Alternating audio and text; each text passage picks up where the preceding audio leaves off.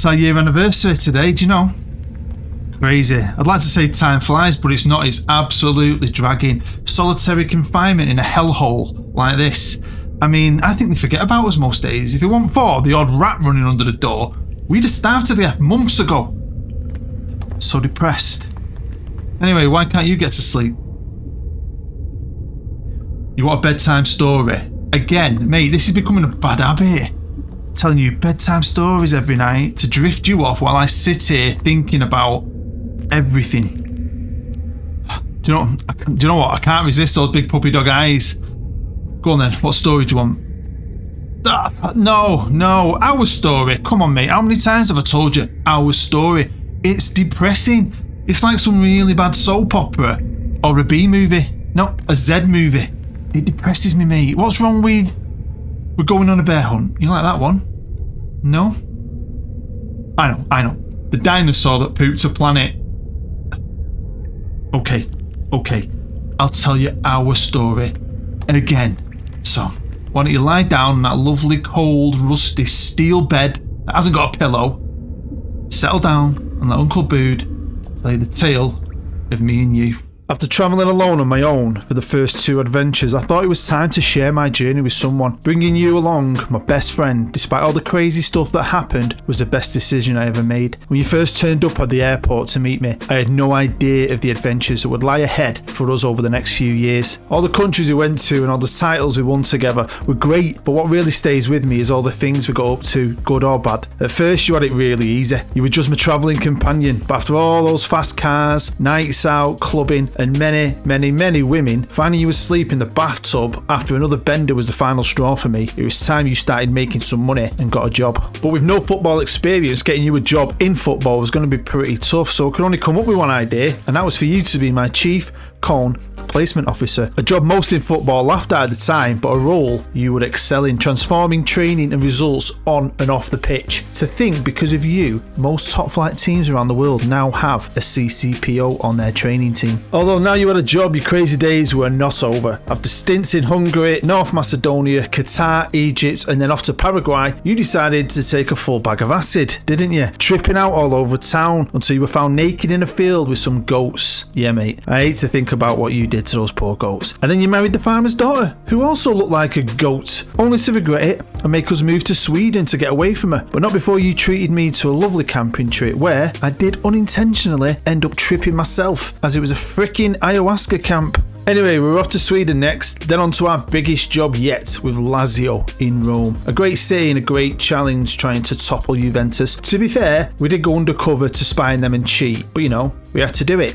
It worked, and it got us our next job at the mighty Barcelona, a huge club and another great city which, because of you, I now know has the biggest cottaging scene in all of Europe. But as great as Barcelona was, I wanted a new challenge, and our next adventure took us across the Atlantic Ocean to Argentina. All those nights out you spent taking in the culture and going to the theatre, I was really proud of you, until I found out that what you call theatre is actually a live sex show. Mate, you never cease to amaze me with what you get up to. The next move was insane and possibly our biggest yet. Portuguese national manager. Here, your placement, mate, really shone through as we won it all, with both of us getting the freedom of the country. But still, for me, it wasn't enough. I had a dream to manage in Hungary. After some time off, that dream came true. Although, our time there, as always, whenever I'm with you, had us looking for freaking Bigfoot, seeing a ghost in the library, according to you. I still think you were tripping with that one. And apparently, a UFO in the sky.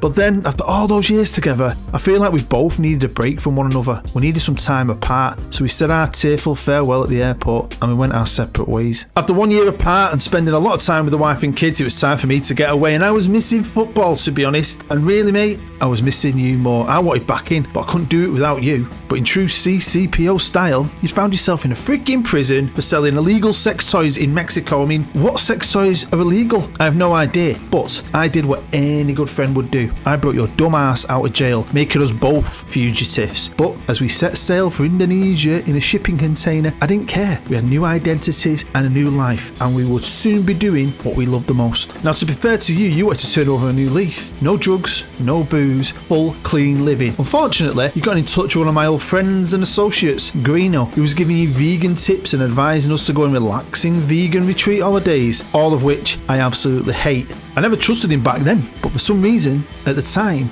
you did. After our time in Indonesia was over, it was on to Malaysia, where over the summer you decided to go missing for 3 days. I thought you were back on the drugs and the booze, but apparently you've been abducted by aliens. I didn't believe a word of it at the time, although I'd soon find out how wrong I was. Speaking of wrong, things were about to get as wrong as they could. Jeff, our agent, had retired and sold his accounts and his clients to none other than Greeno. The man I loved to hate was now in charge of our careers and wanted us to make as much money as possible. He set us up with a big job in China and a national ad campaign for what I thought was throat lozenges, but was in fact Chinese Viagra. My face was everywhere holding Viagra in China. I should have known he was going to be really bad news and got rid of him then and there. We may have had new identities, but a few people still knew who we were, especially my oldest friends, including another old colleague and former assistant of mine, Joe Page, who hated me for never using his 4+4+2 tactic and loved rubbing it in my face whenever he could about how he was a New York Times bestseller with his Tactical Genius book. But anyway, our time in China was over, and Greeno, being half Gibraltarian, has set us up with a job there, as he would receive a huge bonus if he went. I wasn't going, so I sorted out my own job in South Korea, hoping we'd miss our flight and lose out on the job, forcing us to go to Gibraltar. Greeno told us the wrong times for the airport, but we had a saviour, and I, my friend, owed you an apology because your little alien friends came good and picked us up in their spaceship, getting us there super fast. Freaked me out, but we got to South Korea on time. And again, Greeno was up to his old tricks, promising us a cruise if we won anything in South Korea, only for it to be a bloody barge holiday in the south of Wales. I can still smell your endless farce as I was trapped in that tin can with you for a week. As much as I was hating Greeno, you two were best buddies. He was trying to convince you to convince me to start my own underwear line to make more money. And when I refused, he made us move to Poland thinking we'd hate it. In fact, I loved it there. Not as much as you though. Taking me to that pool party which turned out to be an endless orgy. You do you, mate. You may be crazy sometimes, but without your cone placement, I wouldn't have worn a thing. Still, waking up after that party 3 days later with a mega hangover on one of your alien mates' homeworld planets has to be the maddest thing I've ever experienced. And then, when your Polish girlfriend turned out to be a mentalist, making us have to flee the country, I had no idea what we were going to do next. And after 6 months on gardening leave, and with me almost taking the Wales job, our trusty but sneaky agent actually came good, getting us the Ajax job, and of course himself a mega payday in agent bonuses. With you slowly coming back off the wagon though, Amsterdam probably wasn't the best place for us. I've never seen anyone get through as much weed as you did back then in a single day. Success at Ajax came thick and fast, but I was bored, and when our contracts ended it was time to move on. Greeno though was set to make a huge payday, and after all the years had gone by and our new identities still holding strong, I thought Interpol had completely forgotten about me and you. That was until they surrounded our flat in Amsterdam. It had to be Greeno who called them, angry we hadn't got him his bonus, and with him being one of the only people who knew who we really were and where we were. So off we went into the night, jumping out into the alley. No more Ajax and no more Greeno. Called in a favour with one of my other very good friends, Brian Kane. After football, he'd made a huge business in Colombia selling what he called white powder hay fever medicine. Luckily for us, he had a boat at the docks that could take us straight to South America. He sorted us out with brand new IDs and a fantastic job. Greeno wasn't finished with us though. Somehow, he kept getting our number, pleading for us to tell him where we are and that he was innocent. I didn't believe a word of it, and with him finally catching up to us, Brian, with the help of some government official friends, helped us move to Argentina. A few years passed and Greeno found us again, so we had to move far, far away to Norway. Being a Viking was way more fun than I thought it would be. A little bit too much fun. Those Viking-themed sex parties you made me go to were on another level, especially the ones in the dark, and especially after you caught septic bollock and had to have one of them removed. Now, it had been a long journey at this point, and I was missing the shores of Great Britain, so when a job in Scotland came up, I couldn't turn it down. You brought your old bollock with you and reburied it in a lovely ceremony in the Highlands, and we went on to have great success in Scotland, topped off by Brian, who is Scottish, wanted to come and visit us, so I gave him our address, not knowing that someone had called Interpol, telling him exactly where we were. Then when Greeno called again, not only pleading his innocence, but showing us a video message from Brian saying he grassed us up and had been caught selling hay fever medicine and that they were going to reduce his sentence from 30 to 10 years, I was in total shock. I trusted Brian, I didn't trust Greeno, but here was Greeno telling us the truth. He had our backs all along and we turned ours on him. Despite his faults, he got us out of there quickly before Interpol showed up and got us to one of his safe houses in the Highlands. My new trust for Greeno soon evaporated. The supposed safe house was a tent on a hill, and after 6 months of eating nothing but Bobby's bastard beans out of a tin, he finally got in touch. He had new identities for us. You, my friend, would have the coolest name ever and be called Stringfellow Hawk. I, on the other hand, would now be known as I Love Ballsack. The name was bad enough, but it got worse. Greeno said for saving us, we owed him forever. We had to sign a long contract, and all the win bonuses we won would also be his. He also owned my new name's rights and would be milking it for every penny. Yeah, he saved us, but he had us right where he wanted us. To be fair though, despite all that, he'd landed us a job back in football in lovely Latvia, where he very kindly said he would upgrade our living arrangements, meaning we lived in another tent, but this time it had a fire and a stove. He was loving every minute of this. I started to get a bit angry. I said if we win, I want somewhere that at least has a roof. So we got us a camper van, didn't he? Every day I wish we could end the deal, but we were stuck with Greeno. And I was stuck with you, obsessing over Tinder and going on non-stop dates with women. But then off we were on our travels again, this time to Croatia, where Greeno's Ballsack campaign was in full effect. Sticking my face on the side of buses for Ballsack buses, and using our other friend CP's face to model the Ballsack brief range, making himself a fortune. And it was also the place where you met and fell in love with Anna Marie Markovic, the beautiful Croatian female footballer. Soon enough, things took a dark turn after CP, our good friend and model for Ballsack briefs, let you use his ski lodge to take Anna Marie on a holiday, and then he turned up and stole her off you. Your mental state went crazy, mate. And after you saw that Greeno had put them together in a modelling ad for Ballsack briefs, you really did go batshit crazy. Well, I thought you had, but then you went even further. Overhearing CP invite me to his sister's wedding, but thinking it was his wedding to Anna Marie. What you did next, mate, I still can't believe. I mean, I had to talk to you, but did you listen? No, because I found her the next day tied up in our closet, and as much of a bellend as he is, the first person I called was Greeno to help us. He got his associate, Mr. Wolf, to collect her and take her to the train station, or so we thought at the time. It was time to move on though, mate. You needed a fresh start, so it was off to Brazil for us. On the plane though, the news showed that Anna Marie had never made it home. She'd been missing for 2 weeks. So I called Greeno, and we found out that apparently, according to Mr. Wolf, taking someone to the train station meant that they were never coming back. With Greeno now making a fortune, he decided to follow us and set up a brand new office in Rio, something you hated as you couldn't believe he had Anna Marie disposed of. And while we were in Rio, we also heard that Brian Kane had served his 10-year sentence and was now a free man. He'd set up a freaking haggis shop in downtown Rio. Who buys haggis in Rio? It smelt dodgy to me and I didn't trust him. Anyway, he wanted to talk to us urgently, claiming that in prison he'd found out from another inmate that it was Greeno who called Interpol, and it was Greeno who grassed him up. He wanted to make Brian look like the bad guy and regain our trust and control over us to make money. There was no way I was going to meet him, and at the time I definitely didn't believe him, even if you did. And because at the time I didn't believe Brian and I believed Greeno, I told him everything that Brian had said. Stupidly, I now know you met up with Greeno, and whatever went down between you led to what happened next. You wouldn't just let it go, mate. You wanted me to meet Brian now more than ever after seeing Greeno that day. Greeno had called earlier though and said to me I had a contract to sign and that I needed to stay in the apartment no matter what. So off you went to Brian's cafe, only for it to tragically blow up in a gas explosion, killing my good friend Brian, even if he was a bad guy. But luckily, only putting you in a coma. For weeks, Greeno and I visited you. I could never understand why you never wanted him there, saying he was blackmailing you or something. I thought at the time it was all the drugs you were taking for the pain, making you talk crazy. With you out of action for 12 months, Greeno gave me an offer of a new challenge back in Italy that I couldn't refuse. I mean, his bonuses were bigger, my wages were smaller, but I felt it was the right thing to do. He promised to stay behind and look after you while you recovered, and I felt good about that because at the time I didn't trust anyone else more than him. In Italy though, I'd started to realise just how much I was being ripped off. Whilst on Sky Sports News, the reporter told me that my move from Brazil to Genoa was a business deal, as the two clubs had the same owners, and my agent had been paid even more than he'd told me. It had now been so long and so much had happened, I'd forgotten that I was in fact a wanted criminal for breaking you out of prison. And unfortunately, Agent Smith of Interpol had recognised me on the news. He reopened the case and set out to prove that I Love Ballsack was in fact me, Booed FM. And things may have been crazy so far, but it was about to go full mental, because 5 years earlier, when Brian was released and in his cafe, he'd called our old friend CP and told him it was Greeno that ordered the hit on Anne-Marie, the woman CP truly loved. He vowed to avenge her and take every penny he could from Greeno. So we called him and told him of a great business idea. Greeno, always wanting to make money, agreed, not knowing that he was about to be conned out of every penny and left broke.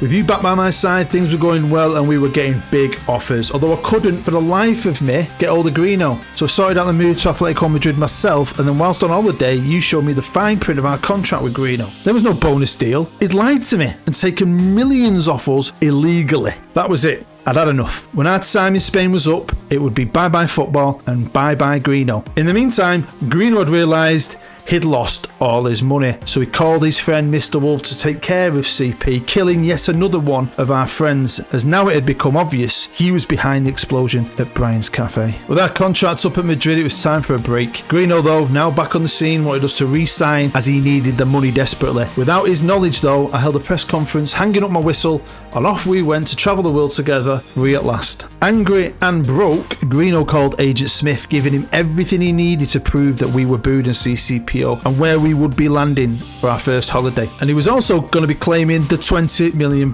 reward for us, a reward he needed as he now owed Mr. Wolf a huge sum of money for the work he'd done for him. Waking up on the flight to see Agent Smith and the plane surrounded by his officers made my heart sink. Our past had finally caught up to us and there was no escape. And when I was being interrogated, I thought even then the only person that could help us would be Greeno. But then listening to him laugh and confess to everything, and then knowing we had no chance of getting out of it, I felt mine and your world crumbling around us. How had I been so stupid to trust him again? Karma, though, comes for everyone, because Mr. Wolf had become tired of waiting for his money and would wait no longer. He decided to take out Greeno himself by blowing him up with his trusty bazooka. All they could find of Greeno in the wreckage to identify him was his little toe. He was finally done. So it was bye-bye Greeno and hello prison for me and you. And the lovely Agent Smith had decided to put us somewhere nobody would find us, in a country nobody had heard of, in the worst prison he could find to spend the rest of our days rotting away.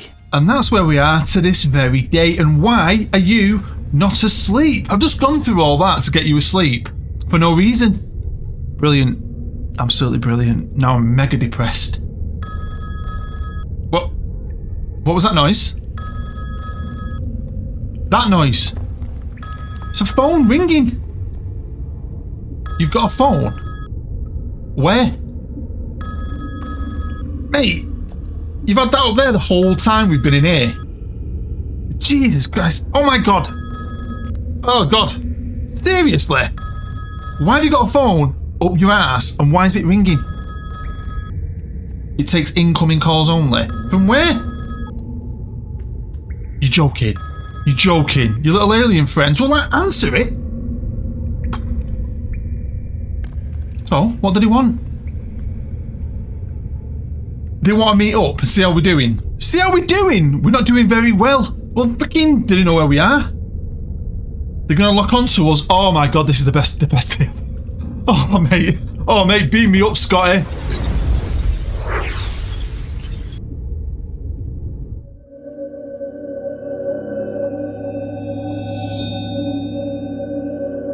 Bob, mate, you are an absolute legend. Love you long time. Brother from another mother, eh? Bob, you gotta love Bob and his mates. I cannot believe this. We've been saved. I was talking to your mate, Bob. Legend. Seriously. He, with his technology, I don't know how he's done it, has made sure we've got our identities back. I'm Booed FM again, you're CCPO again, and he said they'll drop us off wherever we want. Mate, it's the best day ever, isn't it? Yeah, do you know what? I like that idea. Jamaica sounds amazing. Hit the beach, chill out, have a few drinks. You can blaze it up. Oh man, we're free? Can you smell that sea air and feel the warmth of that sun on your face, mate? Seriously, the feeling of freedom I've got right now is the best feeling I've ever had in the world. No Interpol after us. Greeno's dead and buried. We can be whatever we want to be. And Bob, seriously, I need an I Love Bob t-shirt. He went and picked up my hat collection out of storage. Legend. And to be fair, he's given us a little bit of money to get us going. Could probably afford an apartment for 6 months. But at the rate you're already going through weed, that money won't last long. We need jobs. So, what we're going to do with ourselves? What do you want to do? I get that. You're a CCPO and that's all you know. I'm a manager. It's all I know. Do you know what? We'll relax today. We'll have a few cocktails. We'll go and get somewhere to live. And then tomorrow, I'll start looking for jobs. Yeah? We'll find a job here, I don't care what level. I'm happy to stay in Jamaica, I just want to get back into management, back on that training pitch. Can't wait to see what you come up with them comb placement plans. Mate, I feel like we've won the lottery. Happy days.